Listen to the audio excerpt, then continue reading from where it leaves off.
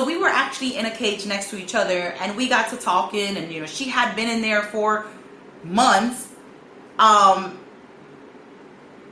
I didn't know who she was. I had never seen her. I didn't really know. I knew about the situation, but I never got to see who she was until that day when I met her. I mean, I saw her getting, walked to confinement, but guys, I can't see that far. Like, I can't see that far, guys. So of course you see, these little itty bitty people from your window, and you don't even know who they are unless you really know the person. Then you can identify who they are. So anyways, so I finally meet her, and she starts telling me all this information, and I'm like, why are you telling me this? In my mind, I'm like, I don't want to know. I'm on my way home. I don't even want to know this. Like, why are you telling me how you were? We all in the Long Beach court tank, right? And it's probably about 60 niggas in there waiting to get on the bus to go to court, right? Maybe more than that. But the court tank is full. Most of the niggas in there is from insane or 20s. But it'd be a little bit of sprinkle in there. Hey, and there was this one cat, shout out to Animosity from Mac Mafia. Because anybody who know about the Long Beach gangs, Mac Mafia Crip is a gang on the north side, right? And they don't get along with none of the east side gangs, especially Insane. But the Mac Mafia, they minority, right? It ain't that many of them in jail. So wherever they go, they always outnumbered, right? But this Cambodian boy named Animosity from Mac Mafia, he was with the shit. He used to rep his shit. That nigga come in the motherfucking court tank and let it be known, like, he'll come in the court tank like, look, I'm Animosity from Northside Mac Mafia, and I'm taking all phase. Get people off our hands. Because when people come to me and talk to me as though a case is one, and I'm like, yo, fam, did you ever ask for a case number? So you can look it up yourself to see if a case even took place at all? And can you make sure while you look it up, can you see if you see me involved in it? Because I can't find nothing with me attached to it. I can't. It doesn't exist. And if it does exist, tell them produce it. That's how simple this can be. Tell them produce it. If it exists, there gotta be a case number, there gotta be some documentation. Tell them produce it. So that way, I don't have to worry about these massive speculations. But if a man's gonna do video after video after video and never produce a case number to rid us of speculation, and let's see who exactly you taking to court and under what pretense. If a man won't do that, then don't come to me with these things, because I ain't got nothing to do with whatever he's doing, and I don't want to know what else he's doing, because every year this man is talking about me. And I told you, sir, all we got to do is apply the 1 to 3 year rule. Anybody that's you see constantly doing videos about me, apply the 1 to 3 year rule and see if they make it past the 1 to 3 years. Most of these guys disappear off the face of the earth. Because you know why? They're not creative enough to survive. So most of these people, sir, what happened to them? We could do a whatever happened to these people type of show. And the few of them that we do see lingering. Like, if I had a business right now, I would beg niggas to come fuck my shit up. Please come fuck my business up. I need to go get a store right now, put some insurance on it, and tell niggas to come burn my shit down. I guarantee you I'm going to get $1 million. I'm going to get an M. Nigga come fuck my business up, I'm getting an M. ASAP. I need to go get a storefront right now, have niggas come burn my shit down. Like, all these folk complaining, talking about, oh, they fucking up my business, all this and that. You ain't got no insurance on your shit. You shouldn't even be in business if you ain't got insurance on your shit. This was the play. This how you eat. This was the sweet play. Nigga, Gucci was praying unemployment at 40 million. Gucci was praying niggas came and fucked they store up. They wanted niggas to do it. That's why niggas might as well go take all that shit. Gucci wanted niggas to do that. If I had a store right now, I would wish. And then I act like everything got took. 2 million, 3 million. Cause that business insurance. Man, I would have took the insurance company off. Niggas out here playing, man, complaining about their business getting fucked up. Black folks complaining about their business getting fucked up.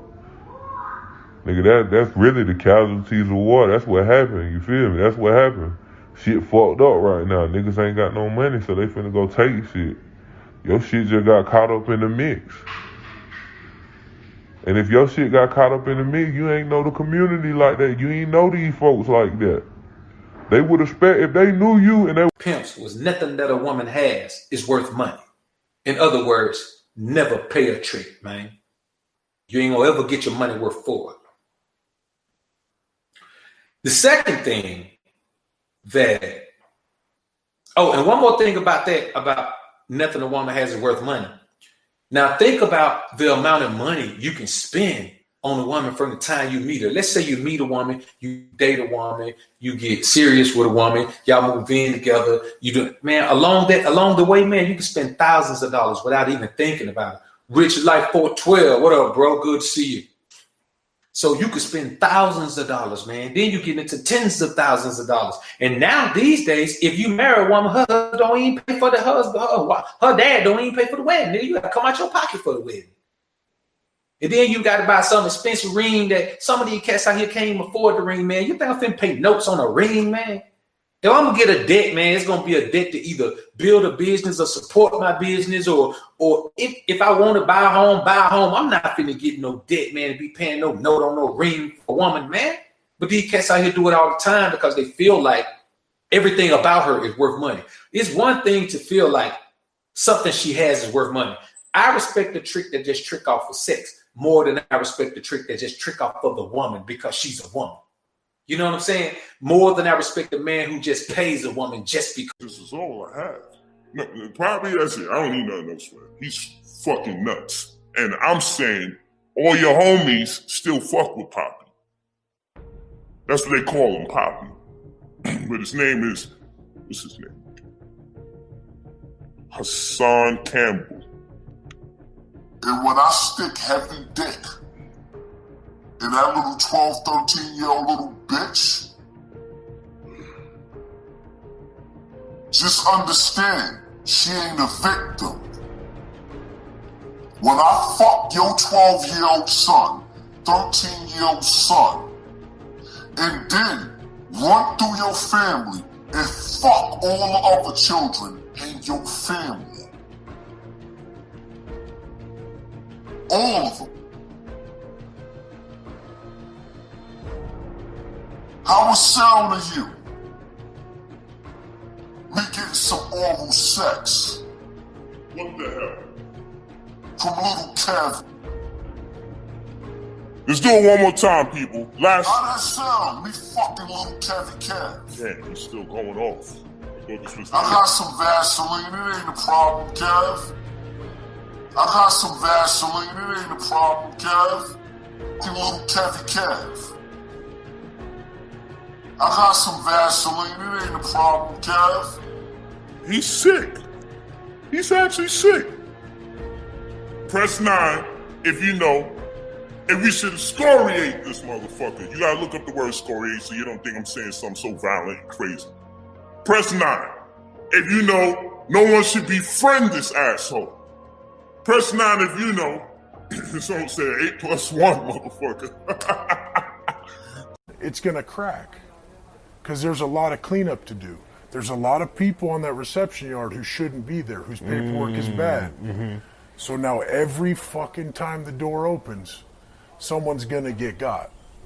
And it doesn't matter if they're on A side, B side, or C side, you're gonna have to you're praying, oh shit, hopefully I make out to yard today. And then all of a sudden you hear the sirens, you ain't making out to yard today. So 3-4 months, you start off your term with a 3 to 4 month stay in a cell with someone else without ever leaving.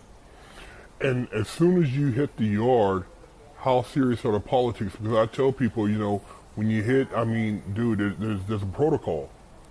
The second you hit a yard, okay, I'm with the business. So if I roll up to a new yard, I got my paperwork on me. These new motherfuckers, they don't got their paperwork with them. They come up, it's in my property. Motherfucker, you didn't bring it with you? Yeah. Oh, how am I supposed to bring it? Hoop that shit. When I roll up to a yard, people are like, hey, you got your driver's license? So I go, yeah, give me 1 second.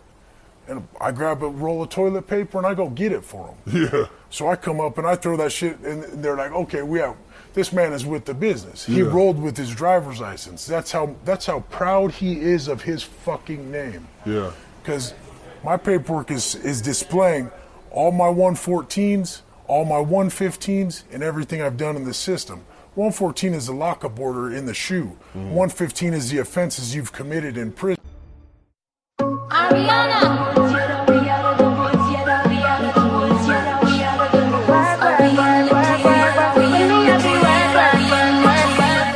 So I put the key in the deadbolt and I'm turning it, door won't open. Just won't open. So I try, and I have to pee so bad, and I get so frustrated. I pulled up the Airbnb app and I called the host because they had provided me with, he had provided me with his number for another reason before. So I called the phone number and he didn't answer. Then I messaged him in the app and I said, hey, the door won't open. And I'm trying everything that I can, but the door won't open. So he says, call me. I didn't look at the time to see if there was the same numbers or if he had me call a different number than what was listed. But he said, call me. He provided me with a number and I called him and he was like, what do you mean? What's going on? Just trying to get a deeper understanding of the situation. I explained to him that I was trying everything that I could, but the physical handle seems like it wasn't turning, like the deadbolt. Subscribe, that like, hit that bell notification button, share this, do whatever you can to help this message be spread so we finally can have a voice. Now, this is a little bit more of a funny video. I'm just going to speak on the 5 worst types of prison guards. Okay, so, you know, for me, I don't think all prison guards are terrible people. I think some of them come to work to earn a paycheck, do their job. They believe in what they're doing, but they don't ever cross the line. They treat people with respect. They go home at the end of every day and treat everybody like a human being. I personally don't have an issue with them as long as they don't cross me. But this list is of 5 not so good types of correctional officers. The number 1 being the buddy buddy. Now, this officer is the worst. This officer will try to convince you that he is your friend. He will snuggle up next to you. He will sit down next to you, try to talk to you about personal shit, try to get into your emotions and really dig into your heartstrings unsuccessfully. Do not let this person in. It is all a trick. He does not actually care about you. This person wants information so they can run it to Ipsos security, just so you know.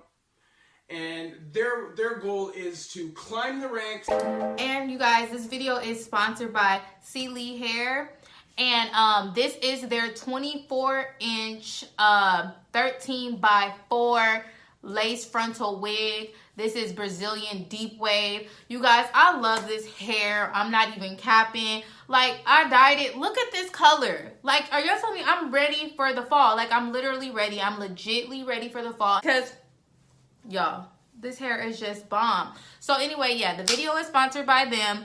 And yes, they sent me this wig. But one thing that I will say is I purchased hair from them before. And if you watched my videos, House Party from Hell and my toxic relationship story, that is their hair. That's their bundles. This is their lace front wig. So you guys, I have, so when they asked me to do a video talking about their hair, it was easy because, I already wear their hair, And y'all, the hair is so soft, and when I dyed it, it took so fast. Like sometimes when I dye hair, I won't mention the company's names, but the color don't even come out right because it takes forever. Like if you put bleach on hair, because I bleach this, if you put bleach on hair, I feel like 10, 15 minutes past, it should already be blonde. Okay, you should be bleach blonde by then. But with this hair, y'all, I put it on and I'm telling you, like 10 minutes later, it was this color. It looks for this shit. You know what I'm saying? Now it's ratting like a motherfucker in prison. I ain't getting knocked. Everybody know I did that shit. So he never ratted on you? Nah, he never ratted. But he did what he did do. He put my 2 brothers on his enemy list. My brothers got the papers from their counselor. I'm gonna get into that later on. But I had 2 brothers in the system. All right, so now he didn't rat on me per se right there where I could see paperwork saying it. So now, boom, next day come. Jail going is normal. So now I'm gonna go up some. So a couple of years later, I forgot, it might have been 5 or 7 years or something later, I see him again. He comes to Clinton. Now I'm there first, mind you, I cut him, he ran. So, I'm gonna take full credit. I blame myself for what I'm about to tell y'all next. He comes there, right? So, he said, yo, man, money here. Then I saw him in the mess hall.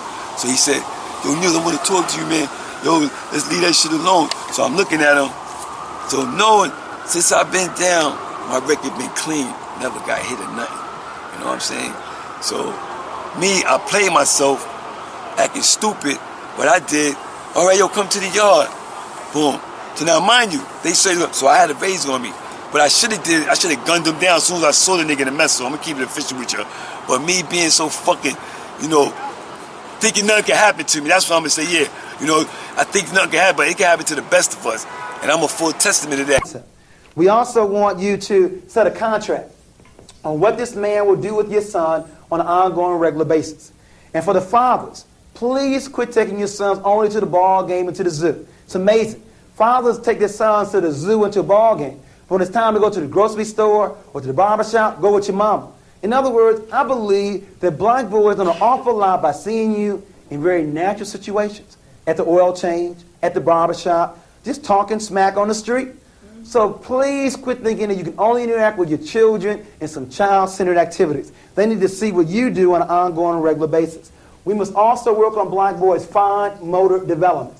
In other words, early on in kindergarten, we're labeling black boys as being behind because the girls work with crayons, pencils, and scissors. The boys have been working with trucks. We have to work on black boys' fine motor development. We also have to work on a non-sexist household. In other words, teach your son how to cook, how to sew, how to clean. We also recommend you teach your son sex education and before 12 years of age. The studies show we're teaching children sex ed after they've already started. It should be before, not after. They've already made a baby after 12 and 13. We have to work on that. We must also monitor the peer group. Good parents have always done a number of things well with the peer group. First of all, good parents know who their children's friends are. They invite them over to get to know them better. And many times... And I feel that I feel that in this case, you choose not to look at it from the other side of the spectrum. I feel so. If you ask me my opinion, I feel it's my opinion. I feel you just choose. But I do agree as far as not that big of a deal, let it go. I agree with that. Mm-hmm. But from a lot of people, especially females, no disrespect to any females in this vicinity, they deal with emotions. They may look at things a little bit different from how you look at things. I agree. I can see, like, man, let that shit go, man. That shit ain't nothing. But you try to understand from both sides of the coin. Like, I get it. I get why you mad. Let's move on. And I also get what you're saying. Like, you gotta at least come up and say, yo, I did this. I took it down. I did, like, there you address me as an adult. Let me hear that. Yeah, got it. And my wife told her that part, but it's the denial part that goes with it, too. Amnesia, you said. Amnesia. You call it the amnesia part. That's what it is, brother. And all right, so we're about to wrap it up. The thing is, like I said, when I spoke to you, man, it's like, the department disappointed you. That's how I got from it. You know, when I spoke to you, but you don't like you was bothered at all. No, it didn't stop the beat. It didn't stop me one beat. He's you know not what I'm saying? stopping me. But let me tell you, I bought all the stuff too. I bought all the stars. You know, I had my stars well in advance. I had the chief of department stars. I never got to use it. I had the other chief. I kept everything in my pocket. The next rank up, I carried it with me because I knew I would be wearing it. You know, I knew I'd be wearing it. I'm like, all right. Above the strongest one. And see, these are the type of things that people don't want to be said. I may get a little flack for this stream, even though I haven't used hardly any profanity in here. Even though I got my guard on, so any chat message that's real crazy, it ain't even showing up on the screen. They still may give me a little flack because what I'm saying right now is the real. I'm spitting that real. I'm talking the truth, and the truth hurts those who live in lies, those who live in falsifications of the facts. Truth kills them, man. If your life is a lie, truth makes you feel like you can't breathe, you can't see, you can't eat, something's suffocating you. What's going on? I'm dying, my heart has stopped beating, my lungs are not working because this truth is suffocating me. But you know what? That's all I have to give is truth, man.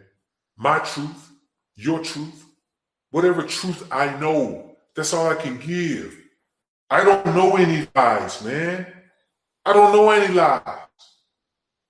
I've never held on to any lies. If there was something that I did think was truth, the moment I found out that it was not truth, I let it go. I only recollect truth, man. That is it.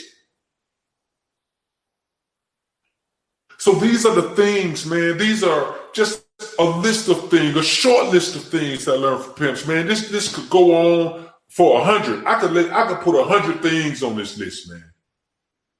Because there's so much that I learned, man. So much that I learned.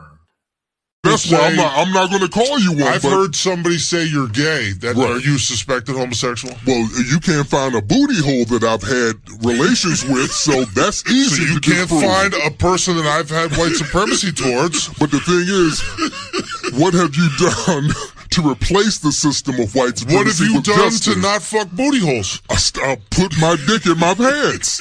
Well, I don't know that. You don't have to. I know it. Yeah, but you know it, but I don't. You haven't proved it to me. So you could be fucking booty holes. I don't know. But I'm not, so First of that's all, cool. I never said you fucked him. Maybe you got fucked.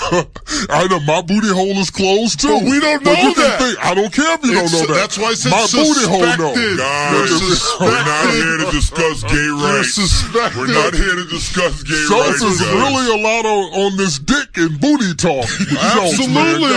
Welcome to White Boys. This is how white boys hang out, Tariq. Why do you think we're so emasculated? We talk about this.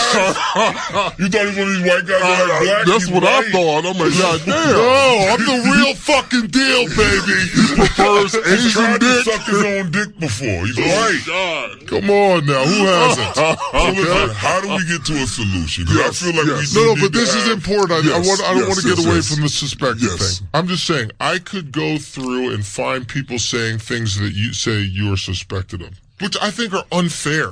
Mm-hmm. I would never put them out there.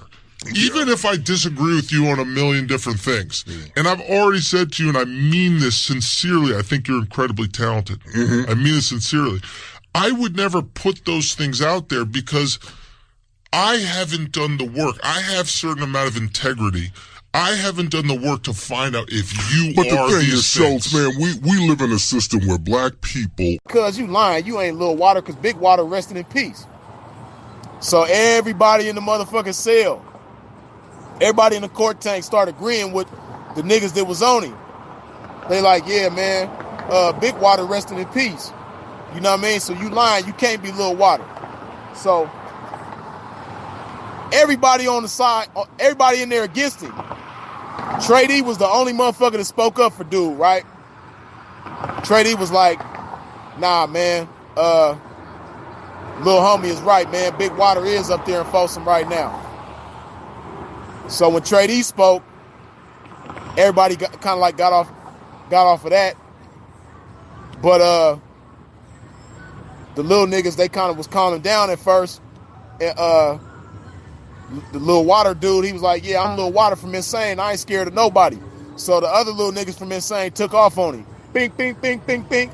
So they, DP'd their own homie or whatever. But I respected the fact that he still, he didn't break it down. They whooped his ass and everything, but he still was talking shit afterwards.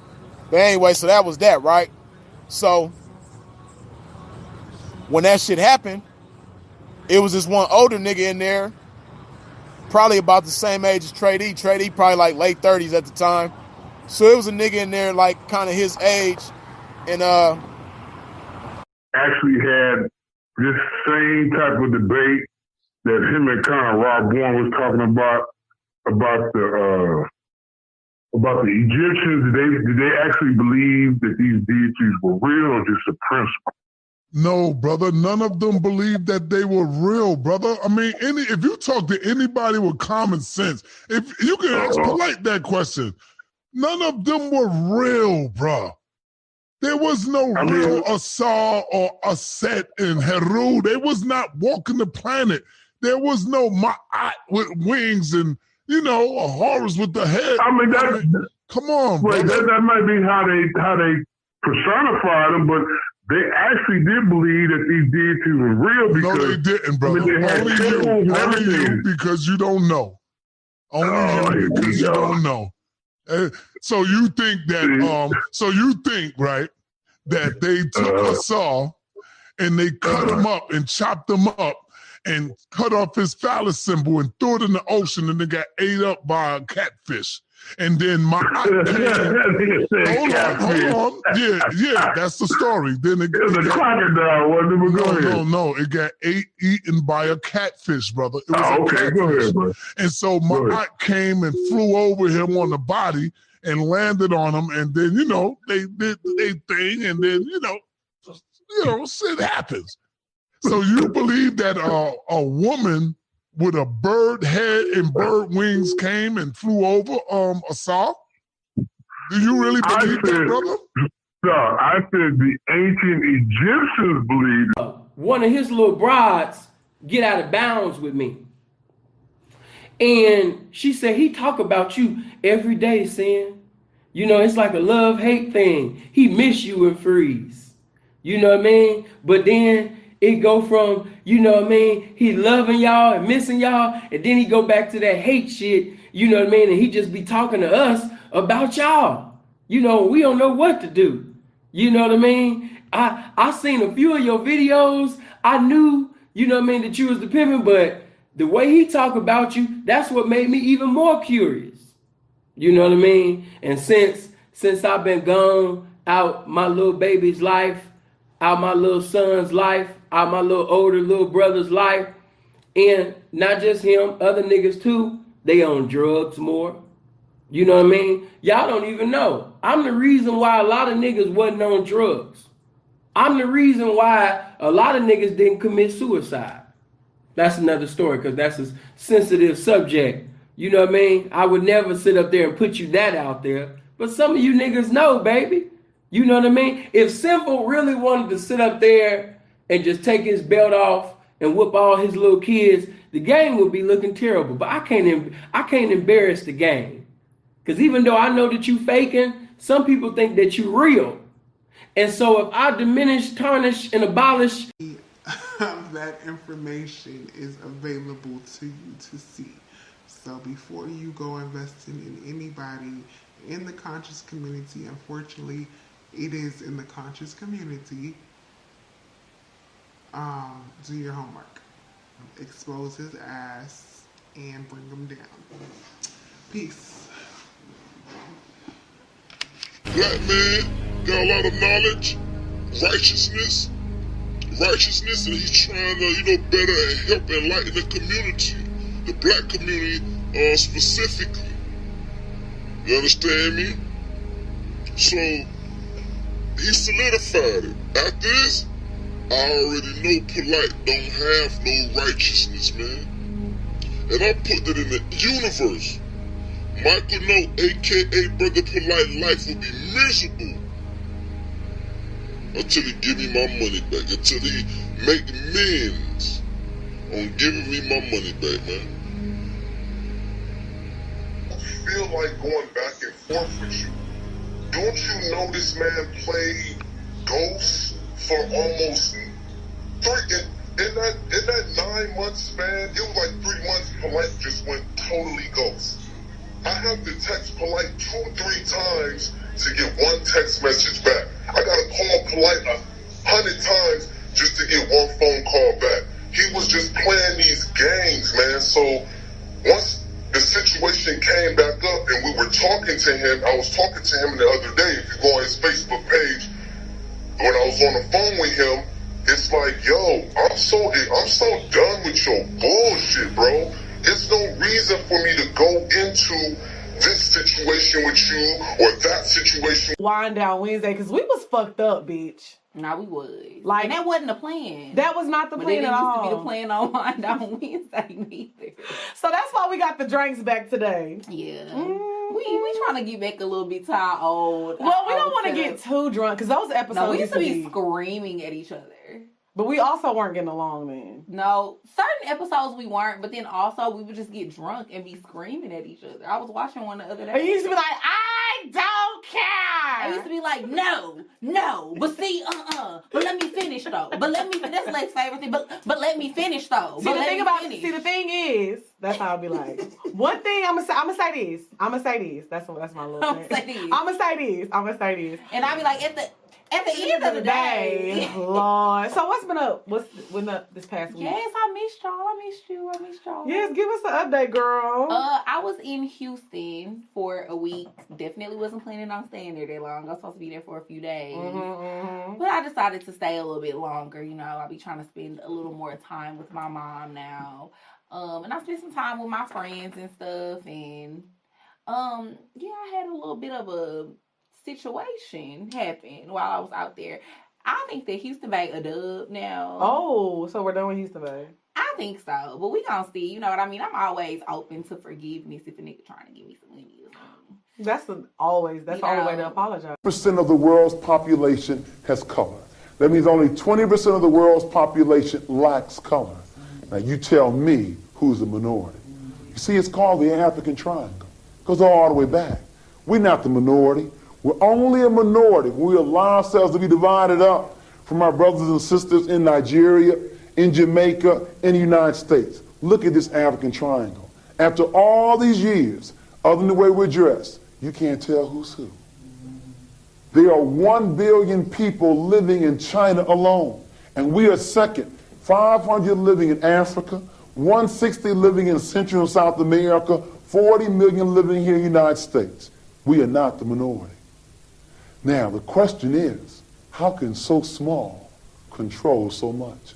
That's why I respect them so much. Think about it. You have a gang. You have one gang with 80 people, another gang with 20, and the 20 going to win? The only way they can do that is by controlling the mind. Because whoever controls the mind will also control the body. Let's look at this. Let's break this down in half. What you come out with is 10% European women and 10% European men. See, it's not even 20. It's really 10% European men. In other words, the Trilateral Commission, they want to control more than just their countries. They want to control the world. And they have pulled this off. Now, there's a tremendous amount of pressure when you're this small trying to control so much. Now, maybe you can't understand it. It's been a long time. Goes back to Egypt for us, having that much. Stop me. You little niggas can't stop me. But it's sad, man. It's about to be sad. Y'all niggas about to lose cars. You know what I mean? Hey, matter of fact, if I could, I'll sit up there right now and put a sign on you niggas' cars and you houses and your houses and your motherfucking jewelry and say going out of business. Some of you niggas, you understand me right now. If I was on the blade right now, I'd take a sticker and put it on your motherfucking outfit, nigga, and say going out of business. Because you niggas is going out of business, man. You know what I'm saying? You know? Hold on. There we go. But yeah, man, you niggas is going out of business, man. You know what I mean? I wish I could. Matter of fact, y'all, I think I might have to do that. You know what I mean? I need to get some stickers that say going out of business. You know what I mean? I never had pimping, running out of pimping. And every non-pimping nigga that I see just walk up to him and put a sticker on going out of business. You know what I mean? You going out of business, man. You know what I mean? The jig is up. You know, these bitches know that you ain't got no pimping, man. You know, you got to send these women outside. They got to go to the casino. They got to go to the track. Now, when it's time for a woman to ask you, what do I do? What do I say? You know what I mean? He's asking me this. He's asking me that. How do I conduct myself in the situation? And you don't have no information for that. You know what I mean? A lot of you niggas used to call me and ask me. Gotta be tough though down there. Like, there's a lot of niggas like, bro, I ain't gonna be in no gang. Like, I ain't banging, I don't bang. And 2 years later, they end up in the gang. Like, it's a lot of pressure because you got like 100 niggas in the dorm, like 98 of them gang bang. So it's like, either you gonna be by yourself or what, you know what I'm saying? Or most people who don't gang bang, they run with a gang. Like, you might be from Atlanta, so you might be cool with these Bloods or these Crips, and you really just run with these Crips. Or you run with these Bloods or GDs, whatever the case may be, but gangland for sure. Now, you fought on your first night. Did you have to fight any more during your bid? Yeah, I got into a lot of fights, like lost fights, all that. Like, you gonna fight. You in a, like, then they put you by age group, so just say if you from 18 to like 24, 9 times out of 10, you gonna be in a dorm with nothing but 18 to 24 young niggas. So they got life sentences, so you know you gonna have to fight, like, definitely, like, for sure. When you were fighting, were you defending yourself or were you the aggressor? You know, sometimes nigga might be the aggressor, you know what I'm saying? You have to defend yourself, like, nah, that shit prison, that shit like a whole different world. You know, a nigga might say something slick, what you don't feel like shit, you should let slide, and you be the aggressor on it. Or a nigga might say something to you slick, you know what I'm saying? Like, and like, I can't go for that, you know what I'm saying? Or whatever the situation is. Thinking back about your fights in prison, could any of them have been avoided? You can die right now. Your motherfucking funeral wouldn't even pack out a motherfucking storefront church, nigga. And you sitting up there coming against somebody important, somebody that's coming up for this game, somebody that's making the game look good. You know what I mean? Somebody that's trying to sit up there and educate the youth, and you gonna sit up there and get on that punk ass, the game gonna spank you, man. And when the game spank you, because I'm still governed by the spirit of love, when the game spank some of you niggas, when some of you niggas get fucked up, when some of you niggas, you understand me, get locked up, when some of you niggas die, I'm not gonna sit up there and rejoice because your motherfucking faggot ass died. I'm not gonna rejoice because you fucked up. I'm not gonna rejoice because you locked up. I'm gonna say, damn, all little bro had to do was listen. I'm gonna say, damn, you know what I mean? That's my older son. Damn. Cause see, without me being in certain niggas' lives, it was no structure. See, these niggas, a lot of them niggas get the opportunity to paint themselves like they the pimp, and they, you know what I mean, they just a pimp. But in all reality, these are just little boys in need, you know what I mean, of a father, man. When you see them niggas, yeah, you know what I mean, and I'm an OG, and, you know, I was a shot caller, and, you know what I'm saying, I'm an OG blood, and I was OG Crip, and woo, man, a bunch of motherfucking Oscar, I don't know them niggas for none of that. Maybe they was, but I don't know them niggas for that. And some of the shit that I've seen them do, I have a hard time giving you. Excuse me, say what your name is. Say what your name is. It's Didi. It's Didi? Oh yeah, that fits you, girl. Girl, let me call you. Tell me where you headed. I'm headed to the next hour. Yeah, let me go. Yeah, can I walk with you, girl? Yeah, tell her I'm about to walk with her. I'm about to walk with her real quick. Bye. You said Didi? Yeah, my name Hubert. Hubert. Yeah, they call me Hubie though. Hubie. Nice to meet you. That sounds like a white person name. White person, I'm black, baby. I'm all black. I see. I'm Negro. I'm just saying. Yeah. Oreo or something. Yeah, you got a look in your eye like you gave a boy a good old time. You blushing and shit. Yeah, I'm trying to hang. I'm trying to kick it. You already got some. No, baby, I'm a poet. I'm going home to drink so I can write poetry. Yeah. Then, all right, far as Willie interrupted and shit, trying to get your phone number. Yeah. Shit, man, excuse me, man. Hey, excuse me, I want to get nasty. Yeah, I think it's time we get nasty. Yo. Say what? We was talking. You talking? Yeah. Is you with her? Huh? Are you with her? Yeah. Nah. With me. You said you ain't with her. No, you ain't with her. Yeah, I only want it if it's nasty. You're not with me, but he's not with me. Nobody's with Okay, well, I'm trying to get with you. Girl, take it off. I'm going to break you off if you take it off. For real, what's your name? I said, girl, take it off. I'm going to break you off if you take it off. Slow down. Do you have money Yeah, I got break money. me off? Yeah, I got money to break you off. I don't think so. I do. What's your name? I don't. Do you have money to know my I name? got money on your name. I don't think so. My name Hilbert. What's your name? Libra. They call me Hilby. Hell yeah. Can I get your phone number or something? I can show you. I got the money, baby. For real. No, Whatever. I'll give you my snap though. Your snap? Damn. You one of them. Got a premium? Do you got money to know my premium? Premium? Hey, man. Go ahead. Put a snap in there. Alright. Damn, you so. You said what? Where your underscores? Oh, I don't got no iPhone. you got no iPhone right here? Damn, you got an Android? Oh, excuse me. You dropped your ID. I dropped my ID? Yeah, Sugar. You are so cute. Is that your name? No, but that's really No? cute. I like your glasses. Thank too. you. Do you know what's on the menu for Valentine's Day? No. Me and you. You are so, that is Yeah. adorable. My Yeah. cousin is laughing at you. She's laughing? Yes. Can I get your phone number so we can hang out sometime? Oh, I'm married, but You it's married? very sweet. Oh, my God. I'm glad I could flatter you. Thank you. You made my day. Yes. Hey, excuse me. Drop your ID.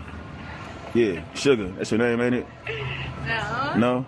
What's your name then? Lazare. Lazare? Yeah. Oh, my name's Hubert. They call me Hubie. Let me see. Nice meeting you. You know what's on the menu for Valentine's Day? No. Me and you. That's what's on the menu. Yeah, you laughing. Yeah, I see you got you laughing now. You want to be my Valentine's? Since I got you laughing, you like to be my Valentine? I have a boyfriend. Good, boyfriend. But we're not But doing what? anything for Valentine's Day, so. Y'all ain't doing nothing? So do something with me then. Yeah. What's your phone number then? Give me your phone number.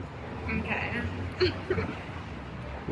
Here you go. Yeah, I'll text you. And then just let me know if y'all don't do nothing. We can hang out or something. Okay. He ain't around here, is he? No, he's actually coming to get me. Oh, shit. But you Well, want- I you better. want your- Yeah, let me hurry up and get out of here. All right, I'm out. Collecting emails for everybody, and we created a website. So for everybody that's on the call right now, I want you to go to jmorrisonvictims.com, jmorrisonvictims.com.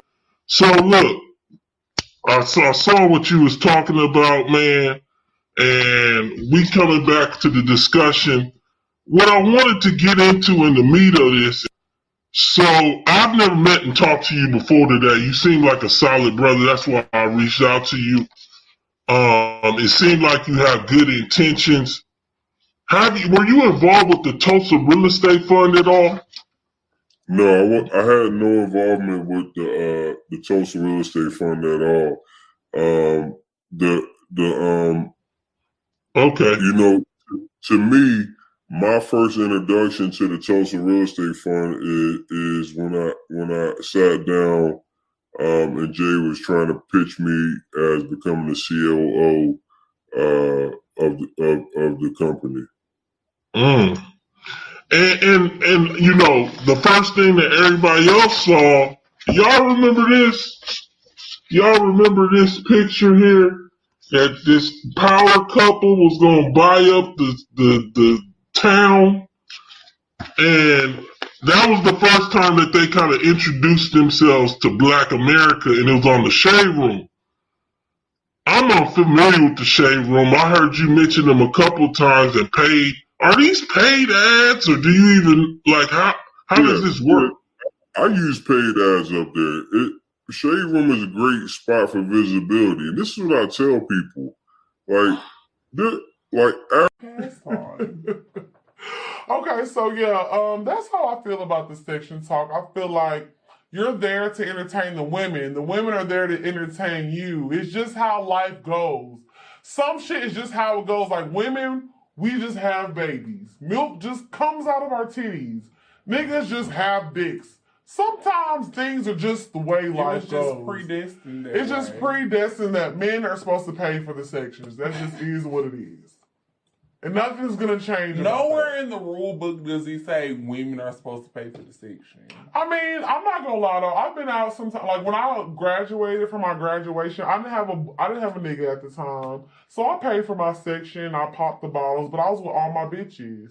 Like, you know what I'm saying? No, me and my friends have paid for a section before, so I said it don't say that nowhere in the rule book. I ain't saying you ain't supposed to do it. Like, yeah. Bitches be bossed up too, bitch. Don't get us wrong. Don't get what we saying wrong. Like, women be having money. Women can afford, like, when us and our friends go out, remember we went out for, see, I ain't about to play with this mic. when we went out with Kiki and Medina for their brunch. their brunch hosting or whatever. Remember, we was buying bottles. We sure did. We bought our own bottles. I popped a bottle of Cook's I popped like 3 of them hoes. She got me fucked up. It was I was not popping no them fucking bottles. popping bottles. But we bought our own bottles. Of course, we got a few comp bottles, but we bought our own bottles and shit. Like, bitches don't be out here just broke. But I'm just saying, if you going out with a group of niggas, for a nigga to want you to put in for a section and you rolling with him, that's weird as fuck. Especially when it's him in New York City at that time was like really flooded with that. Like you really saw that a lot. You know what I mean? Like, or if you didn't see it, you heard about it. It was like really, it was prevalent. Crazy, throwing grenades into cop cars. Right. Wow. Okay. Well, China Mac, always a pleasure when we get together. Make sure you check out that new song with Method Man, Wu-Tang Remix. Right. Make sure you go check that out. And come check out my channel, China Mac TV. Pull up to my channel, you know what I'm saying, where I tell, I tell stories, prison stories. I got Mac Eats, where I eat food. And, I get off of parole in about a couple weeks. I just came back from getting my passport, so it's going to be a big thing for me. Like, I haven't been off of parole, off of paper, since I was like 15 years old. Oh, so you about to go to China? Yeah, I'm definitely about to go to China. I'm definitely just about to go around. So, like, and what I mean by off paper is, like, I've been in some type of paper, like institution. I was in probation, parole, in prison, juvenile, whatever. I haven't been off completely since I was 15 years old. So I'm finally about to get off, and it's about to be a great thing, and I'm about to just, start showing me just living life. Like, you know what I mean? Just enjoying, all of the things that I wasn't. I'ma say something, and she gonna respond, and from what she says, I'm gonna take it and make some sort of little jovial type statement, and once I get her to smile, see, all of this is an attack, because I know what to do after she does what I'm looking for. I can't help that I'm sharp like that, or can I? Because, see, you can't help that you're what you're experiencing. But this is the dope about 519. Let me get you before you leave. Hey, bro, I got you, man. Hold on. Hey, this is the dope about what we doing, man. You can't lose because you're using something that shows you what a win is. And for your information, a win is not catching the bitch and fucking her tonight. That's a place. A win is when you catch the bitch and don't fuck her, and she be calling the fuck at you, trying to get you to fuck her. And then when you bust her out, while you busting her out, you tell her this magnanimous plan you got going that you need help on. Then watch that bitch break you off a couple of racks. Come on, 519. Talking about what they wouldn't do and what, nigga, when you a desperate ass nigga, ain't no such thing of what you wouldn't do. You gonna accept any bitch that'll have you. Why? Cause you's a desperate ass nigga. And a desperate ass nigga, he's not a pimp. You know what I mean? A nigga that's possessed by, the spirit of desperate, nah, you not really just pimping like that. You're a desperate ass nigga. You'll accept a snitch bitch. You'll accept a teenage bitch. You know what I mean? Knowingly, not ignorantly, knowingly. You know what I mean? You'll accept the bitch that left you for dead, called you bitches over the phone, sit up there and cussed you out, sit up there and disrespected you. You will allow that bitch to sit up there and come back. You know what I'm saying? That's because you're not this pimping, man. You're not this pimping. Hold on for a minute. I told y'all I still got a life.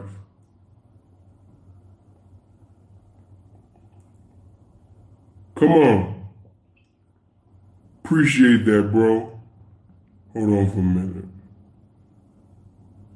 Let me make sure she good.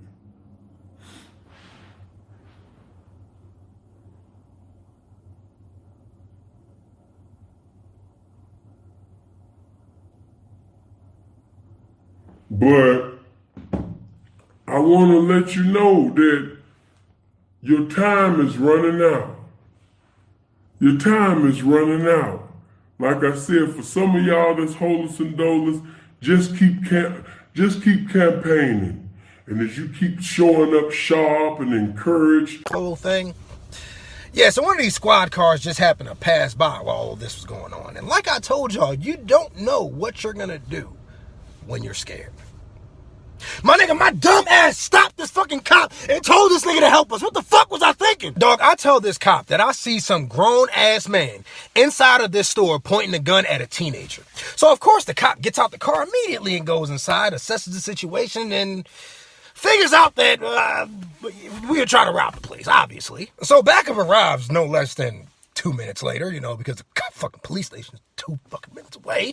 So backup arrives, right? At this point, I'm the only one of us two that has talked to the cops at all. Because like James, he was really on some real nigga shit. Like this nigga was not going to talk to these cops no matter what they told him. And at this point, I ain't saying nothing either to the cops, you know what I'm saying? Besides that, my nigga had a gun pointed at him. That was about it. Like right then and there. Because as time went on, somebody had to talk to these people. When you're under the age of 18, the cops don't really want to question you. They want to get your parents there, then get consent from your parents to question you.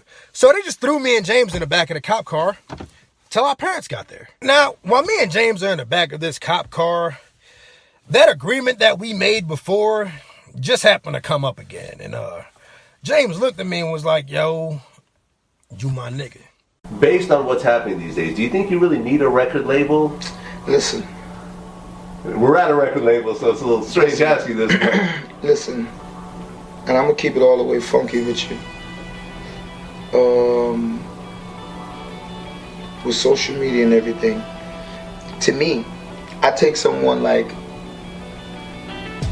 and I don't know his deal or anything, so don't quote me on this because this isn't, I'm just using this as an example because how hot he was independently. Let's say we take Chief Keef for example. Okay. You take someone such as Chief Keef, young kid, on fire. To me, I said the worst thing Chief Keef ever did was get a record deal.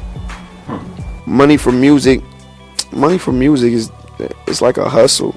You know what I'm saying? Rap money is nothing. It's like hustle money. How is it over there? You happy? Like money wise, a lot of artists say checks come slow over there. I never got a check from Young Money or Cash Money. Whoa. Check into that. But by me saying that, it's like I've always treated my career like independent, and everything that I've got is because of myself, my own endorsements, me touring myself. You know what I'm saying? So never no signing bonus, nothing. I think I got signing bonus my first time, but that was it. But that don't bother you. Look, when you look at the old regime of Cash Money, all of them fell out because of bread. VG left because he wasn't getting paid. Juby left because he wasn't getting paid. That wrong talk, no more shit whatsoever. And I didn't have any problems with anybody else in that pod. Besides this one guy who, honestly, I feel like we shouldn't have had any problems, but he felt like I wasn't open-minded enough. All right, so this guy's name was Shorty, right? And he's been in and out of jail for the last 12 years of his life, I want to say. So we happened to start talking about the girls that we like, and he wanted to tell us his type, which he thought I wasn't open-minded to. Now, had I not known that he was in jail for the last 12 years of his life, I would have just shrugged it off and just been like, you know what, man? Hey, every man likes what they like. But he started explaining the types of girls that he liked, and it caught me off guard. So we all started explaining our types, and I'm telling him mine. I'm like, yo, I'm going to keep it 100 with y'all, bruh. I like them fat. Like, I don't give a fuck about the race. White, black, Spanish, Asian, whatever. I just like them fat, plain and simple. Then Shorty comes out of nowhere. Yeah, I like a girl with some weight on her too, but like, I like girls that are like hairy. You know what I'm saying? They got like hair on their arms. You know what I'm saying? Like a little peach fuzz right here. I don't care about hair under their underarms. Like, that don't bother me either. My nigga, it sound like you want a nigga. I hate to break it to you, my nigga, but unless you trying to look for the bearded lady, then what you just described as a nigga. Then he gonna say, yeah, what the fuck ever, I'm a man. I like what I like. And that so happens to be other men. Fuck wrong with you, nigga? So, I think now a lot of prison officers internalise it, and there's a lot of prison officers now who are extremely stressed, probably drinking massive amounts and don't see any way out. People talk about pension, Sean. I used to get fed up with the conversation about pension. Me pension. They tell you how much it was going to be. They're like reassuring themselves. It's not worth it end of the day when you look at it. I mean, I weren't far off from either having a stroke or a heart attack or going completely cuckoo, you know, because the pressure is on that population. The prisoners, as it were, have got the upper hand, whereas they're sort of self-managing in America. The guards are stood back. I watched the programme on the Norwegian prison where they treat people civilly and they get conjugal visits and they see the family regularly, all that contact, and there's no violence and things like that. That'd be the way forward, but, you know, certainly this country is not, you know, how can you reduce budgets on anything to do with law and order when the population's getting bigger? You can't do it. So how have you dealt with your own trauma, PTSD, from your experiences? Right, PTSD, I'm glad you brought that up. PTSD for me, Sean, PTSD didn't finish me. You know, any prison officer, any frontline responder who goes see a psychologist or a doctor or whatever, maybe will... Oh, your boy got the blower. You dig me? Freeze. Yeah. You know what I mean? Hey, look. I need you to like, comment, and subscribe. You feel me? Stop playing with yourself. I got this big blow. I'm just playing. You know the controller of my blower. You feel me? But I need you to hit that like button, man. We're gonna have some problems. Hit the subscribe button. You feel me? Stop playing with me. We're on the road to 30,000 subscribers, man. We at 22K. We on the road to 100 bands. 100 bands. 100 bands in for the life, man. To the wristband, to the life. What's that? By the Migos, yeah, 100 bands, whatever. We on our way, man. But nah, look, I got another story time for y'all, man. You know, y'all been showing hella love on this YouTube channel, man. You know, I got the fresh white tee on. You know, it's white, ice white, like my teeth. You know what I mean? Then I got the white, you know, the navy blue and white A-hat. You know, crispy. Am I crispy? Am I crispy? Am I crispy? And now look, so look. This story time, I'm going to take y'all back. You feel me? I was up in high school at this story time, though. A lot of my story times happened in high school, because high school, when it was popping and we went in quarantine, we was outside with it in high school. This took place at the Ball and Mall, you feel me? The Ball Mall, and, you know, also known as the Magic Johnson Theater. You know, they got the Magic Johnson, you know, that was for every bit of Magic Johnson Theater. But you got the Ball and Mall that's right by the theater, you feel me? And in that mall, you know, that mall is, you know, that's a classical mall for the city, you know what I'm saying? Everybody know about the Ball and Mall. They known for not having nothing in there. You feel me? You go in there, nothing. Ain't nothing in there. You feel me? But it's cool though. You know, they got the food court, you know, popping, you know what I mean? You may go in there and catch yourself a couple of shoes. You know what I'm saying? But other than that, you ain't finna really go in there and really splurge. Well, at least I never did, you know what I mean? They ain't never got nothing, you know what I'm saying? You go in the mall, it's dry, it be barely people in there, but you do gotta watch out for the bloods who be up in there though, you feel me? They be politicking and tripping, you know, so you gotta be careful. But on this particular day, I was getting my phone turned on, you know, I had the iPhone 6, if I could find it. I was out of commission for a few months, you know what I'm saying? Due to some private reasons, you know what I mean? Your boy's out of commission for a few months, so I ain't had no phone. So my auntie took the burden, you feel me? She like, hey, look, I'm gonna hook it up, you know what I mean? I'm gonna put you on my plane and get you this phone. I'm gonna turn your phone on. So I'm like, cool, you know what I'm saying? Good looking for the alley-oop. On my mama, auntie, I'm forever in debt. I love you to death. She knows, she Auntie Jennifer, man. She know I'm forever in debt with her, man. But anyway, you feel me? Your boy was at the mall, man. And you know when you go to the mall, you don't want to look too dusty, you feel me? So I was fresh out of school uniform, but I took off my button up because, you know, it was relaxed. It was a white relaxed, you know, y'all know my uniform. White relaxed starch button up with a relaxed striped tee. No, relaxed striped tie. It's relaxed striped tie. You feel me? I had that on. You feel me? So, you know, I was looking a little crazy, man. You know what I'm saying? But look, first things first. When we got in the mall, I didn't even feel the vibe wasn't right. Like the vibe. You know, the vibe. I didn't feel the vibe. The vibe wasn't right when I walked in the mall. Like, you can walk in somewhere and you can just feel a vibe. You feel me? Like the vibe. Like, it wasn't right. You feel me? Like Lil Durk said, certain vibes that don't feel right. I wasn't feeling right. You feel me? Like when I walked in, I'm like, hold on, like, you know, something finna go down. So you know, I'm by the little Wittles, you know. Now you know the little cinnamon twist, that little store. What's that store? Whatever. Where you get your little Cinnabon. I was at Cinnabon. I think I got me one of them cinnamon rolls. I got me a cinnamon roll from Cinnabon. You feel me? Had me a little cinnamon roll, throw some of that ice in. You feel me? Getting it in. You know, fresh out of school, doing my thing. You know. So let me get to the story. So I get to the while we walk into the phone place, it's a whole bunch of commotion going on. You feel me? So like we hear like, you know, people like yelling. You hear a whole bunch of stuff going on. But when you from the city, you from LA, you probably, there's probably some girls probably, you know, going at each other, talking and all that. You know, doing what they do. You know, so we ignore it. You feel me? You know, come to find out, it's a dude. I think he had a knife or something or a machete. He had something. He was crazy. I think he was on drugs or something. I don't know what he was on, but he was crazy though. You feel me? And we walk into the phone because you know I'm thirsty. I'm trying to get my phone turned on, so I'm not worried about what's going on. I got my Cinnabon, got my phone in my hand. I'm trying to get my phone turned on. You feel me? Got my little Cinnabon, cinnamon roll. You know, we doing it, eating it up. So we get to the little phone booth. I'm like, hey, look, I didn't get my phone turned on. They're like, boom, you got a SIM card, boom, immediately. Boom, take the SIM card, like, bow, throw it to boom, put it back in, bow, boom, boom. Do the computer work. As they doing the computer work, you feel me, we hear a whole bunch of commotion going on. Put it down. So we like, wait a minute, what's going on? Come to find out, the police is on the dude like this. Or the police is on the dude like this. Police on the dude like this. Put your hands down, put it like this. So I'm like, hold on, wait a minute, like, hold on, they tripping, bro. We gotta relax, like, they gotta relax real quick, you feel me, though? Like, they gotta relax. All you hear is, bah, bah, bah, bah. They was busting. So I see my mama, bro. First of all, I'm looking up to the right. I see my mama, she, boom, mama gone.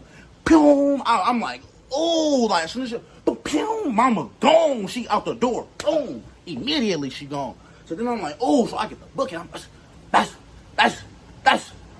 you feel me? No, matter of fact, bro, I skipped too far. Before they shot, I got my phone. I got my phone. You feel me? I got my phone. He put the stuff in the computer. Boom. You hear the shots fire. First you hear the little loud up. Boom. At first we thinking like, okay, either somebody hit the ground hard or somebody like, you feel me? At the malls, it's certain doors you can push real hard. So we thinking like somebody hit the window. Something happened. We ain't thinking it's no gun. So then I'm still on my, he doing a little thing on with the computer. He doing his fingers and stuff. Like, I'm like, bro, hurry up. I'm trying to get my phone on, bro. I gotta get up out of here, bro. And if you from the city, you know, at the top of the, by the Walmart, where the Walmart used to be.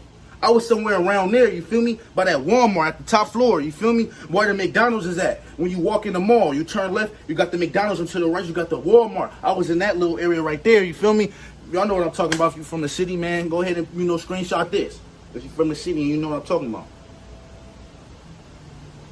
Anyway, you feel me? Let me get back to the story. But look, I'm like, bro, Harry, yo, on my phone, bro. Like, come on. Like, I don't know what's going on. Do you hear that? That's when you hear what I told you.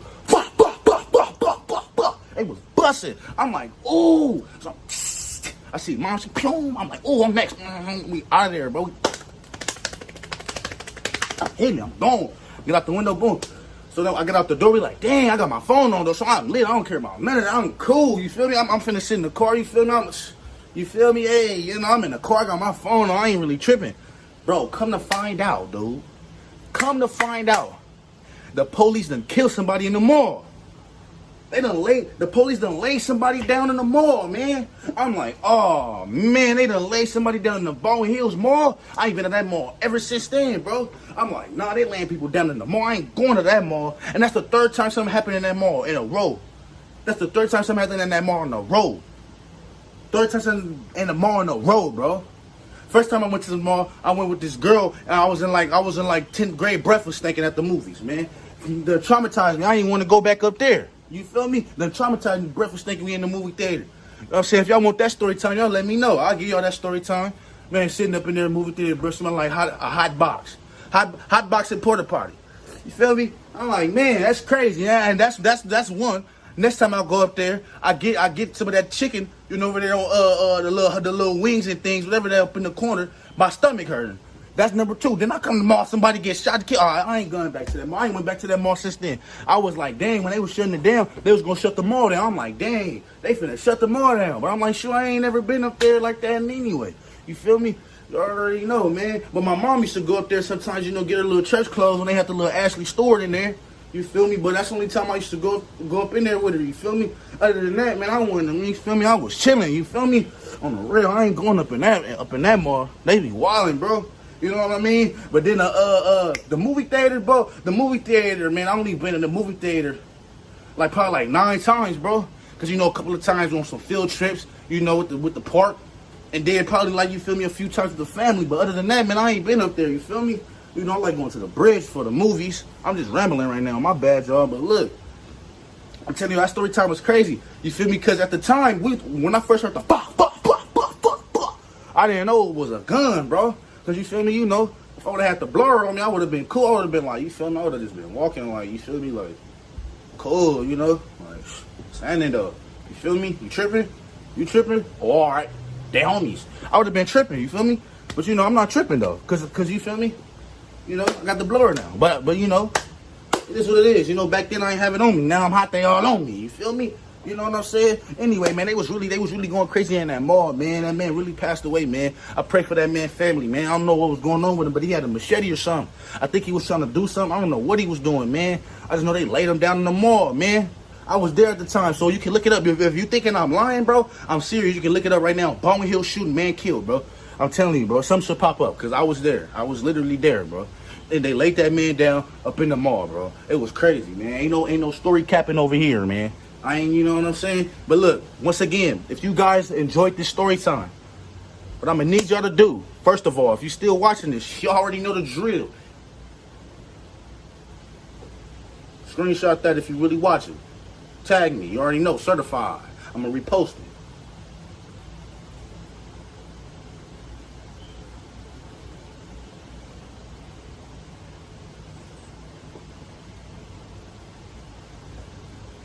You feel me? You already know, man. That's how we coming. You feel me? That's how we moving. That's how we vibing. You know what I'm saying? But anyway, look, man. Like, comment, subscribe for more videos. We on the road to 30,000 subscribers. We at 22.4 as I speak. We getting it in. We going crazy. We just hit 10K last week.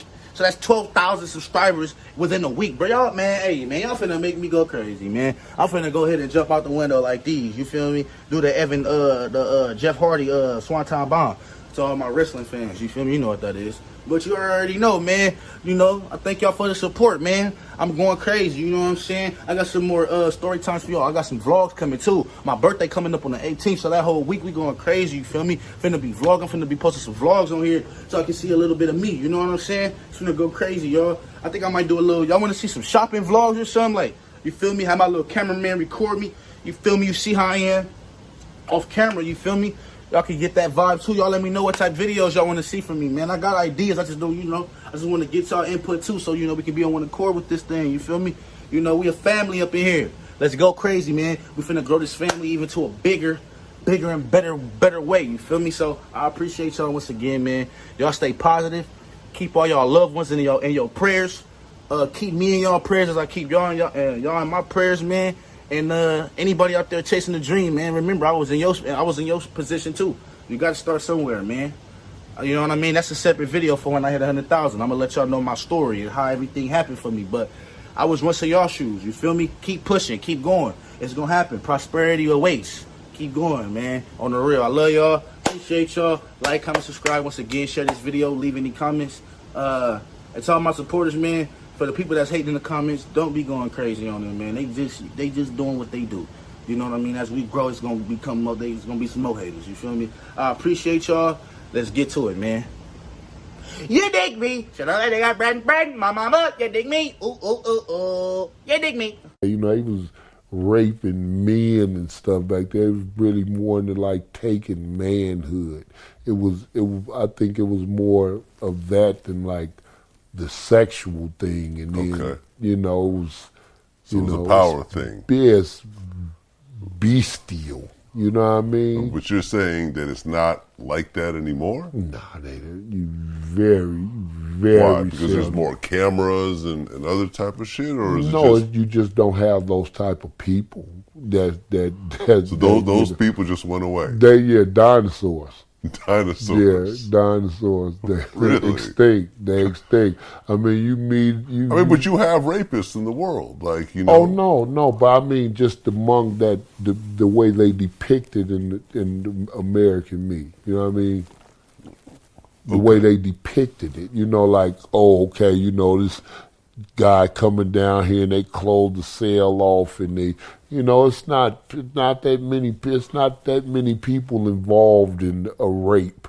You know, hey, you watch this and you hand me the lotion and you get the towel and, you know, it's not all that shit going on. You know what I'm saying?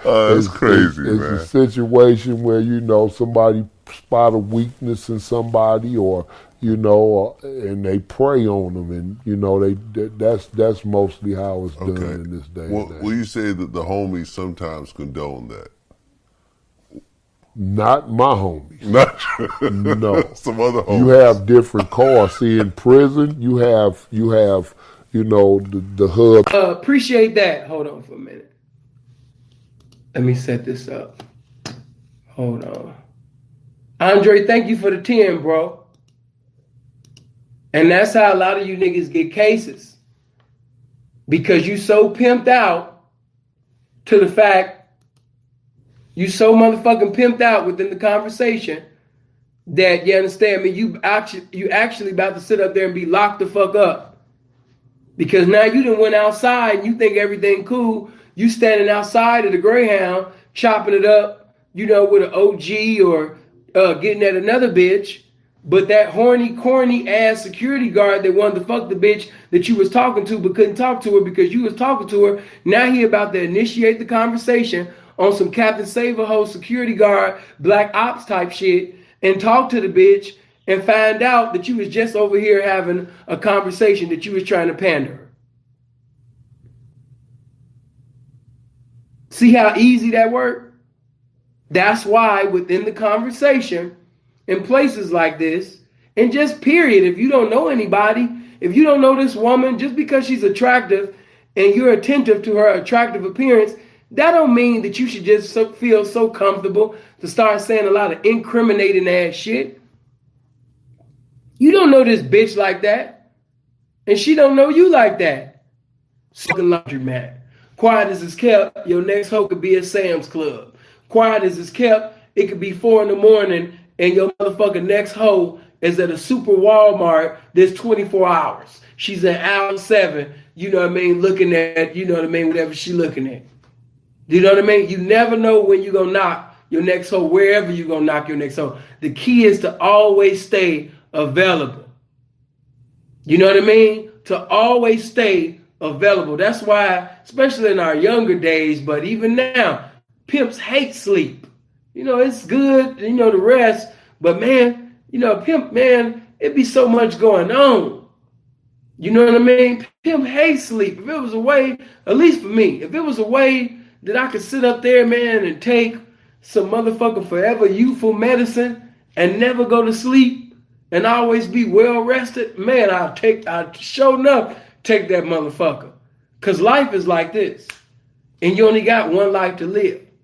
So I don't want to spend the shit sleeping. You know what I mean? So when you really serious about your pimping, the bitch is serious about her hoeing. And bitch, when you really serious about your hoeing, wherever you go, this hoeing don't stop. You can sit up there, you understand me, and the pimp can give you an amount of money to go to the store, to go purchase something. You done fucked around and caught a damn date in the park. And, you know, moms put pops on child support, but fortunately she wasn't the type of mom that was like, you can't see your kids and all that type of shit. You know what I mean? And see, what they don't understand is it's a vicious cycle of young niggas coming up without their father in their life because the mama and the father is off key. They not on one accord. You know what I mean? Like, I could just imagine how fucked up my life would be and how fucked up of an individual I would be if my pops wasn't around. Shit, if Pops wasn't around, I could just imagine how crazy my shit would be. Johnny Garcia, I appreciate you.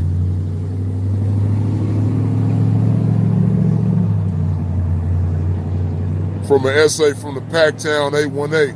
Hopefully the black and brown come together soon. Hey, Johnny Garcia, I feel you on that, man. See, Johnny Garcia, I don't know how old you are, but when I was real young in Pacoima, the black and brown got along with each other.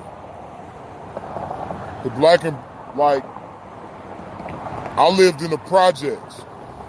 You know what I mean? Ironically, I stayed in apartment 187. Super Triz, I appreciate you.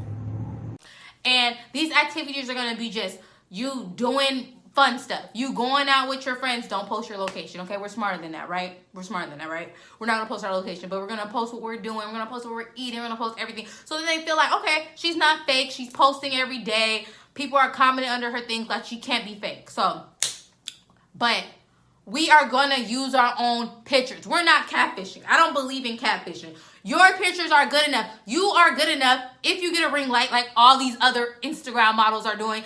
If you get your makeup done or learn how to do your makeup, I don't know which one. I don't know which one you're going to do. I mean, I get my makeup done. I try to do my makeup the best I can. You know what I'm saying? I use filter apps. Airbrush is a good filter app because I have this really bad under eye or whatever, and I use it just clear that right out. Voila. Bomb pictures. Okay? And let's give a round of applause for this hair too. So that's what we're going to do. We're going to use our own pictures because we're good enough, okay? And I don't care what anybody says. If you catfish, you feel like you're not good enough. Yeah, that's it. And it's weird and it's creepy. And some girls were using my pictures to catfish. I cannot make this up, y'all. Some girls were using my pictures to catfish, like my name, everything, the whole code name Chanel thing. That's a whole nother video. And I don't even know if I'm going to make a whole video on that, but how weird. How creepy. And it's not even hot in here, but that just irritated me. All over again. My lady called. She had me thinking like a daddy called. So I was wondering if I can get your phone number and take you out sometime. I know you're a police officer. I would get your phone number. I can't get it. I'm on the phone. You on the phone? I'm on the phone. So you get with your man? Oh, damn. Well, he got a winner. I'm going to call 911 and tell them that you was on the phone with your man if you don't give me your phone number. You gonna do what? I'm going to call 911 and tell them you're on the phone with your man if you don't give me your phone number. And I'm grown and they gonna be like, okay, she's allowed to. I can't get the phone number because you got a boyfriend. I don't do all that. You don't want no side dude. No, I don't do all that side. Arrest me. That's complication. Arrest me. Take you back to your house. No. Hey, excuse me. I see beauty in your eyes. You in my company. No, for real, just in your eyes, I see beauty in your eyes. You in my company. I'm not like them other guys. For real. I'm looking at them right now. But you said that before you said it. I'm trying to get your phone number though. You don't even know my name? What's your name? Bree. Nice to meet you though, Bree. How long you here? How you kicking? You something I like right now, huh? What you do? Yeah, I smoke a little bit. You smoke? What should you allow more in your classroom? More hands-on learning activities. In other words, my point is, if you understand that boys have different learning styles, rather than taking them out of your class and put them in a special way, why don't you alter your learning styles, your methodology? But you know what's saying? Most principals know that 5% of their teachers make over 30% of the referrals. If that's the case, why remove the child? Why don't you remove the teacher? How is the child doing so well in 3rd grade with a good teacher and now labeled EMR in 4th grade? It may not be the child. It may be the teacher. It's really a shame we can't stay on this longer on learning styles. Hyperactivity, that's a value judgment. If you know what hyper is, God must have told you what normal is. Hyper is a value judgment. It may not be that blind boys are hyperactive. It may be the lesson plans are simply too slow. Think about that the next time you want to place a child in special ed. Some other issues. I want to wrap up with regards to what is the conspiracy to destroy black boys. I believe the conspiracy is made up of white male supremacy, institutional racism, lack of black male role models, the male socialization process, parental apathy and double standards, low teacher expectations, a female-designed classroom, a distorted media, and an influential peer group. In terms of the question of what is the conspiracy, I know you can't take all those down the way I gave them to you, so... Up. Now let's keep it all the way funky. We see these so-called OGs that's always, I'm in the hood, I'm outside, I'm in the hood, I'm outside. They ain't doing nothing about it, which means they're worthless. I said it, they're worthless, all of them. Crime rate going crazy. Our kids murdering our kids, even murdering the babies. Nobody moved, nobody get hurt. The baby wasn't moving and was only 1 year old. They hit him in the head with the headshot. And went home like nothing. Why? It is what it is. So now, the police got defunded. Prisoners are being released from state and federal, being released. 40 million people out of work. It's elevating, it's going to escalate in the next wave. It's going to go up to 100 million people. Do you understand that it's only 3 to almost 400 million people in America? 4 at most. 100 million unemployed, and it's going to get higher than that. When a country closed down again, which certain places, certain states already started closing down, New York just got opened back up. It ain't fully opened back up and get ready to get closed again. Watch. Middle class businesses are being wiped out. The hustler part, definitely. They know I outwork any worker. Any nigga. I'm ambitious about that. But, you know, the rap shit make me follow back from that shit. It's all about the rap and the shoe movies and seeing the paperwork now. Yeah. Cause I don't did that. That's how it goes. So that's why I'm ambitious to be right now instead of wrong. I don't did a bunch of wrong, hanging with some nigga who doing wrong. You know what I'm saying? But I was doing wrong too, so I fit in. Yeah. But you gotta be a grown man and fit yourself and put your own moves together. And I've been putting my moves together. By myself. I ain't had to take nobody to tell me this time. I'm like, I've been doing wrong for so long. Now I can know I can put it right. I ain't gotta do nothing but sit back and watch niggas, see how they move. I wasn't watching niggas at first, but these my family. You gonna watch your family, they'll be the ones that goddamn gonna cross you at the end though. Your homeboy, y'all done did all the dirt with, that shit don't mean nothing, man. Shit don't mean nothing when you done growed up, you done gave nigga money, you done fed nigga, bought nigga clothes, bought nigga. That shit don't mean nothing. Nigga ain't gonna glorify that. You ain't gonna get on there song and tell them that though. You ain't gonna get on there and tell them that. You don't get on an interview and tell them, hey, you goddamn tongs on the ground and I was the jug of water. You ain't gonna tell them that. So, you know, world know though, on my side of town, niggas who was around you and your rap buddies. Your family, the nigga who you hang with every day, they know. 3.5 hour ride.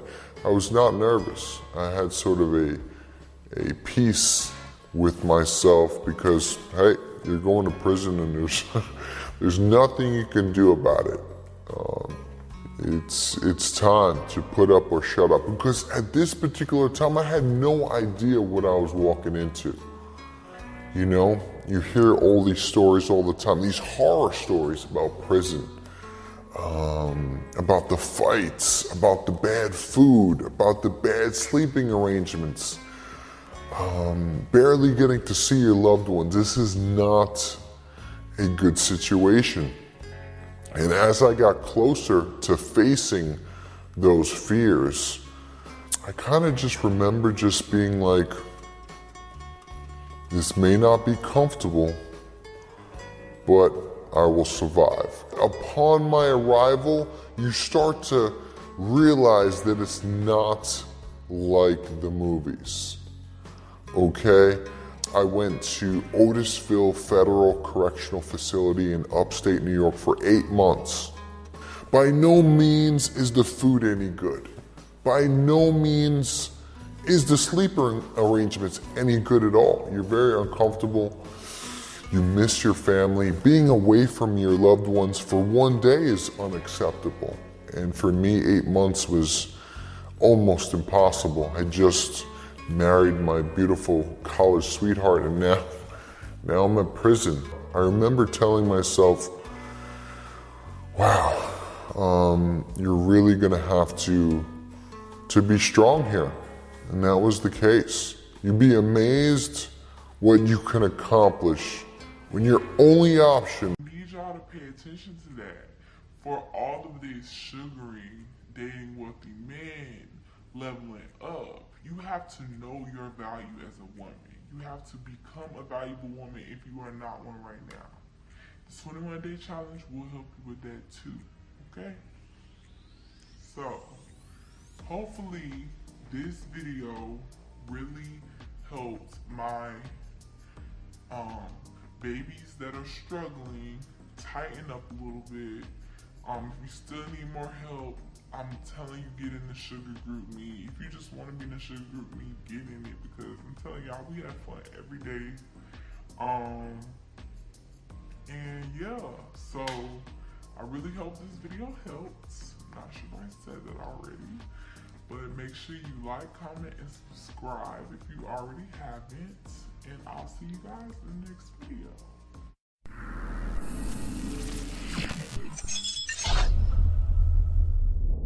So you're in this area, and the 80s come around. Yeah. And with the 80s comes crack. Mm-hmm. You go from, a place where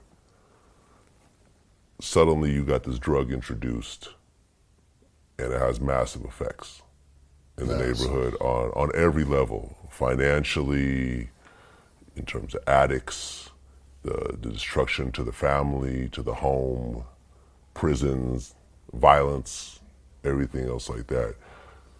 Do you clearly remember, like, right when crack hit that area? Yeah, I remember when crack, but it didn't hit us like that in the 80s early, because it was crazy for me because I always knew drugs. I knew, like I said, my family come from that.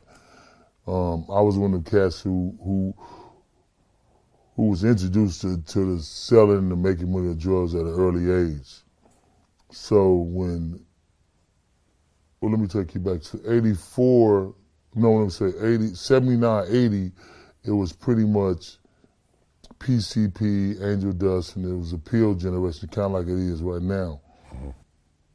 We didn't see cocaine come until the first thing they was doing was ether basing with it. It was always snorting it and doing whatever they did with it, shooting it.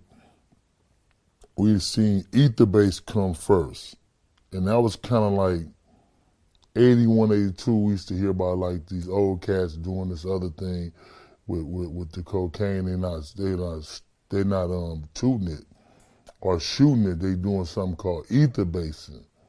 And they was getting it off the mirror and trying to cook it, and then that morphed into crack cocaine. And that was kind of like 82. And like 82, you started seeing people not leaving the house and focusing on just like messing with this rock. Yeah, it was called Ready Rock in the It beginning. was called, it was called. It was a lot of different names, and so when it actually hit was like '83, and I came back home '84, and we went from being able to just, and it changed it because two things happened major: the influx of guns, and a different kind of guns. And then like the automatics. And the everything else like automatics, that, yeah. because we hadn't even seen automatics. We weren't even having no automatics then, and especially like what we was inflamed by the 9mm from the movie that came from New York was King of New York when Lawrence Fishburne had the 9mm in the King of New York. We was like, oh, that what the, you know what I mean? Because we come from the Clint Eastwood era, the pistols and the 4.5 and the Magnums. So when crack came, all the different movies came that influenced the culture at the same time. So it was kind of like a two-way street. But when the cocaine hit, it made it so we had more money than we ever had. We had availability and access to money. Right, because you didn't really have millionaires in that area before then. No, well, we kind of like, we always was known as like the so-called wealthy Crips or whatever, because in our area we live in houses. Like the projects in certain parts of Compton and Watts and all that, they in tenements and projects. And our area is houses. So in our area, which is called the 60s, is different. It's like you may have somebody that it's generational. You'll have people who've been going to school or knew each other from age 5 years old because their mothers own these houses and they have ownership instead of living in apartments, and they may be living in these apartments 5 years, 3 years, and they moving out and transitioning in and out these apartments. Ours is different. You know what I mean? Like we lived on the block, on Arlington. If you listen to one of the songs, it's called "It's a Struggle," you're gonna hear us talk about where it was 10 of us that lived on the same block, and it was more than us that lived on the same block, but we all lived up Arlington, and so that's where we was called the Arlington Gang. But the Arlington Gang is actually the first block of Arlington. It's Arlington, then the 2nd Ave, 3rd Ave, 4th Ave, which is the Rolling 60s. So we was the Arlington boys on the Rolling 60s. So as we got older, and this is, I was going to explain that to you. So as we got older, we would go places and dudes would say, where y'all from? Because no matter what, you had to be from somewhere in LA. And we from Arlington. And like, what is that? Okay. But we all knew martial arts. You're talking about, it was 7 first cousins. We all studied martial arts. That was the one thing our family made us do. No matter what you did, you had to go do martial arts. You had to go to karate school. That's where you got discipline at. If you got F's in school, that's where you got, everything happened at the karate school for us with our family. So when we would go places, dudes would ask me where I'm from. I'm telling them Arlington. Immediately, what is that? Oh, we're going to show you where that. Where that's at, what street? Now we tell them where it's at. Oh, y'all from 60s. Oh, yeah, fuck it. You got a problem with the 60s? And so we just take it down. Ladder. You got on another ladder. You stepped on some ladders to get where you at. But you never forget where you went and how you got on them ladders. You came from the ground first, then you can't put no fucking ladder on air. Yeah, we the ground. You feel what I'm saying? Sign yourself the ground to it. Just to speak for what you were asking. Them 3 letters, yeah, we the ground. We the ground to make these niggas get it louder, man. Wouldn't be for our fucking ground, we wouldn't even fucking know you. You feel what I'm saying? Sign yourself produced this ice. Wasn't just Zay. It was our money that got them motherfucking patchwork. HB. You feel what I'm saying? Yeah. It was my brother who got them with you when y'all created this shit. Yeah, we can't get glorified. Why them other motherfucking songs didn't get you glorified? Why you ain't one goddamn glorified when you with Straight Drop? I never again. That was your first labels. Why you couldn't do it by yourself? Yeah, them 3 letters. The motherfucker right here, homie. These 3 letters got him there. Feel what I'm saying? He said in every interview. He just said in the last interview. So he said, he got to speak them words, man. He don't know nothing else but them, man. He got to think about us all through the day, man. We in his fucking mind, man. But I guarantee you, now nigga in my studio, in his mind, we ain't thinking about that nigga, boy. We getting money on our end. We don't think about it till we hear shit on paparazzi shit. Mojo, you see? So you see them, and it looks like they're always tiptoeing when they take steps. At the end, they take a step, but then they bounce up like they tiptoe. No, you don't do that. You know, I ain't saying you got to be slew-footed, but I'm saying you got to walk deliberately. That's swagger. The way you walking. Hey, check this out, bro. The one that asked about swagger. If you was in the hood, and for whatever reason, some kind of way, you seen that you had took the wrong, you walking, and you seen you that took the wrong turn, and you know them motherfuckers didn't seen you. Now, how you gonna walk past them? Are you gonna walk past them like a coward, all, shrunk up so you can draw attention to yourself? Or are you gonna walk past them like, ain't that a bitch? You know what I'm saying? Hey, well, first of all, I ain't no motherfucking coward, so that would be option B. I'm going to walk past them. That's right. That's right. You going to walk past them with swagger is what I'm saying, bro. You going to, whatever you do when you walk by, as long as it's going to keep them motherfuckers off you using your swagger. Shit. That's why you don't want to try to identify it. Because let's say you would identify it, swagger is only when you walking up to a bitch, and you boo-boo, and you identify. What's up, y'all? It's KT, Las Vegas Shark. Coming back from the other day. Sorry about that little mishap, y'all. Some shit happened with my son and whatnot.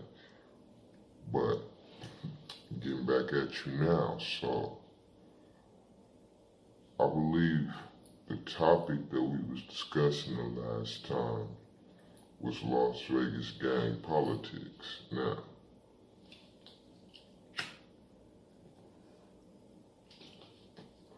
sorry about that. I believe we left off on Donna Street, North Las Vegas. Now, homies probably think I'm a fool for talking about the Donna niggas or whatever. I'm giving everybody their recognition. Fuck it. Now, when it comes down to the Donnas, they originated as the GQs. They banded together after my neighborhood became a neighborhood.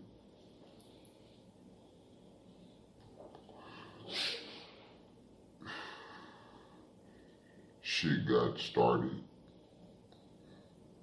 They turned the shit into Donnas. Now, I am not a Donna, so I'm not going to sit back and give you their whole history because I do not know their history. But I can tell you this. Donna niggas, I would have to give them their credit. They some of the most livest, thoroughest. I have to stop dancing the way I dance at when we go to parties with the commission and everything else. They can't see me sweat, they said. I said, if I'm going to get promoted the way I'm dancing, I guess I won't get promoted. And the other part I always got is, why do you always smile a lot, man? Why you be smiling all the time? You know what I'm saying? I'm an easygoing guy. I'm happy. What do you mean why I'm smiling? Oh, they think you a clown. They can think whatever they want. I'm getting things done. Okay? I smile all the time. I say good morning to everyone. To all inmates, I say good morning, and to my officers. Some of the commissioners didn't like me. Oh, she don't like how you say good morning to all the inmates. You don't like that. You still don't like how you call all your officers soldiers. Because I call all my officers soldiers. I didn't see gender, I told them.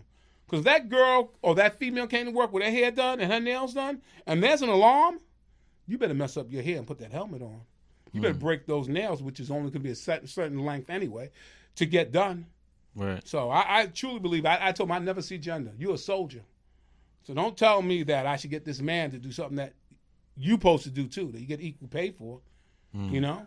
And some of the women had more guts than some of the men. Sometimes, you know, you can't judge who's going to have the guts. So you have no idea why people they don't like you or didn't like you. Most people like me. The majority, I think. Okay. I think most of them like me. I still have a good rapport.